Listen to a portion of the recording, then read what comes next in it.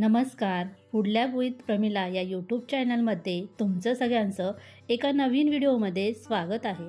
आज आपण 2 ते 3 महिने टिकणारी खमंग अशी रेसिपी बनवतोय. हा पदार्थ सगळ्यांच्याच आरोग्यासाठी अगदी फायदेशीर आहे आणि रोजच्या जेवणामध्ये हा पदार्थ आपण सर्वांनीच खायला हवा. चला तर लगेचच आपण रेसिपीला सुरुवात करूया. तर त्यासाठी गॅसवर मी पॅन गरम करायला ठेवला आहे. पॅन हलकासा गरम झाला की गॅसची फ्लेम अगदी स्लो करायची आणि यामध्ये 1 वाटी सफेद तीळ मी घालून घेतले आहे. हे सफेद तीळ गावरान आहे, अनपॉलिश आहे. जर तुमच्याकडे अशा प्रकारचे तीळ नसतील तर तुम्ही पॉलिश केलेले तीळसुद्धा यामध्ये वापरू शकता. आता ही रेसिपी बनवण्यासाठी वाटीचे प्रमाण मी इथे घेतले आहे. तर तीळ खाल्ल्यामुळे आपल्या शरीराला मॅग्नेशियम आणि कॅल्शियम भरपूर प्रमाणात मिळते. त्यामुळे आपली हाडे ही मजबूत होतात.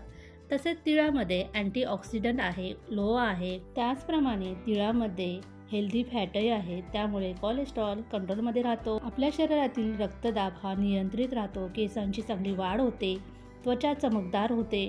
सांधेदुखीसारखे जर आपल्याला आजार असतील ते कमी होण्यास मदत होते. तीळ खाल्ल्यामुळे पचन व्यवस्थित होते. म्हणून तर रोज जेवल्यानंतर 1 चमचा तरी आपण तीळ हे चावून चावून खाल्ले पाहिजेत. त्यामुळेच तर तिळाचे सेवन हे सगळ्यांनी केलेच पाहिजे. तर आता हे तीळ मंद आचेवर आपण चांगले असे खरपूस तडतडेपर्यंत भाजून घेतले आहेत. हे छान असे भाजले आहेत. आता आपण एका ताटामध्ये हे काढून घेऊयात. तर आता हे तीळ मी एका ताटामध्ये काढून घेते आहे. तीळ आपल्याला हे थंड करून घ्यायचे आहे. त्यानंतर आपण तोच पॅन परत गॅसवर ठेवणार आहोत.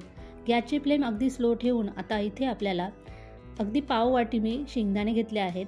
शेंगदाणे सुद्धा आपल्याला छान असे खरपूस भाजून घ्यायचे आहेत. मैत्रिणींनो, तुम्ही माझा हा व्हिडिओ पाहताय आणि तुम्हाला जरी माझा हा व्हिडिओ आवडला, आजची रेसिपी जर आवडली तर प्लीज माझ्या ह्या रेसिपीला लाईक करा, एखादं कमेंट करा छानसं. आणि सबस्क्राईब केलं नसेल माझ्या चॅनलला तर पटकन जाऊन चॅनलला सबस्क्राईब करा. म्हणजे माझे पुढचे सगळे नवीन व्हिडिओ तुम्हाला पटकन पाहायला भेटतील. तुम्ही माझी एखादी रेसिपी बघितली आणि तुम्हाला ती आवडली तर तुमच्या मित्रमैत्रिणींना ती शेअर करा. त्यामुळे की नाही त्यांनासुद्धा ती रेसिपी बनवता येईल. तर असे शेंगदाणे मी भाजून घेतले आहे साल निघेपर्यंत. आता हे शेंगदाणे आपण ताटामध्ये काढून घेऊया. शेंगदाण्याची साल आपण इथे काही काढणार नाही, अशीच ठेवणार आहोत. त्यानंतर तोच पॅन मी गॅसवर ठेवून यामध्ये 1 चमचा जिरे घेतले आहे. जिरे आपल्याला छान भाजून घ्यायचे आहे. त्याचबरोबर पाव वाटी मी सुकं खोबरं घेतलं आहे आणि काही लसणाच्या पाकळ्या घेतल्या आहेत. आता इथे लसूण तुम्हाला जर आवडत नसेल तर नाही घातला तरी चालेल, पण लसूण घातल्यामुळे आपण जी चटणी बनवणार आहोत त्या चटणीला छान अशी चव येते. काही कढीपत्त्याचे पाणीसुद्धा घातले आहेत. आता हे चांगलं आपल्याला छान असं खरपूस भाजून घ्यायचं आहे. खोबऱ्याचा रंग हा लालसर झाला की आपल्याला हे सगळं साहित्य काढून घ्यायचं आहे एका ताटामध्ये. तर आज आपण इथे अगदी 2 ते 3 महिने टिकणारी छान अशी खमंग तिळाची चटणी बनवणार आहोत. आणि ही चटणी बनवण्यासाठीच आज आपण इथे हे सगळं साहित्य छान असं खरपूस भाजून घेणार आहोत. खरपूस आणि खमंग भाजल्यामुळे आपली ही तिळाची चटणी अगदी 2 ते 3 महिने हवाबंद बरणीमध्ये छान अशी राहते, खराब जराही होणार नाही आहे. आता हे भाजलेलं साहित्य याच ताटामध्ये मी काढून घेतलं आहे. आता हे थंड होण्यासाठी फॅन खाली ठेवलं तर पटकन हे थंड होईल. त्यासाठीच मी फॅन खाली ठेवलं. तर आता हे पटकन थंड झालं आहे. थंड झाले. आता आपण हे मिक्सरच्या भांड्यामध्ये घालून घेऊया. त्यासाठी इथे मी मोठं मिक्सरचं भांडं घेतलं आहे आणि आता हे मिक्सरच्या भांड्यामध्ये घालून आपल्याला याला जाडसर असं वाटून घ्यायचं आहे.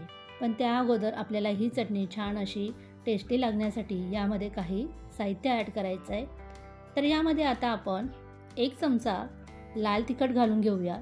लाल तिखट इथे तुम्ही तुमच्या आवडीनुसार कमी जास्त घालू शकता. चवीपुरतं मीठ घालून घ्यायचं आहे. त्यानंतर भांड्याचं झाकण लावून आपल्याला हे मिक्सर हा प्लस मोडवरती चालू बंद करत अगदी 2 मिनिटासाठी फिरून घ्यायचं आहे. आपण इथे जाडसरच चटणी वाटून घ्यायची आहे, म्हणजे चटणीला तेल सुटत नाही. जाडसर वाटलेली चटणी खाण्यासाठी खूप छान लागते आणि खमंगही लागते. आपण यामध्ये लाल तिखट घातलं आहे आणि मीठ घातलं आहे, तर थोडीशी ती खाऊन बघायची व्यवस्थित आहे की नाही यामध्ये मीठ आणि लाल तिखट. जर कमी वाटलं तर थोडंसं ॲड करून परत एकदा मिक्सर फिरून घ्यायचा. वाटलेली ही चटणी आपण व्यवस्थित पूर्णपणे थंड करून घ्यायची आणि एखाद्या काचेच्या बरणीमध्ये भरून ठेवायची. तर इथे चटणी पूर्णपणे थंड झाली आहे आणि मी अशा पद्धतीने या काचेच्या बरणीमध्ये भरून ठेवते आहे। काचेच्या बरणीमध्ये किंवा चिनी मातीच्या बरणीमध्ये जर तुम्ही भरून ठेवली तर अगदी ती 2-3 महिने छान अशी व्यवस्थित राहते, जराही या चटणीला वास लागत नाही। आणि ही चटणी फ्रीजशिवाय अगदी 2-3 महिने छान टिकते, कारण आपण यामध्ये तेलाचा जराही वापर केलेला नाही। तीळ खाण्याचे असंख्य फायदे मी तुम्हाला अगोदरच सांगितलेलेच आहेत आणि त्यामुळेच ही पौष्टिक झणझणीत चटणी तुम्ही एकदा तरी करून बघा आणि खाऊन बघा ही चटणी कशी लागते चवीला। तुम्ही जर चटणी चपातीसोबत किंवा भाकरीसोबत खाणार असाल तेव्हा काय करायचं, चटणी घ्यायची आणि अगदी थोडंसं गरम केलेलं तेल यामध्ये ॲड करायचं आणि छान असं मिक्स करायचं। मस्त ही चटणी चवीला लागते। चला तर आपण पुन्हा भेटणार आहोत अशा छोट्याशा रेसिपीसोबत।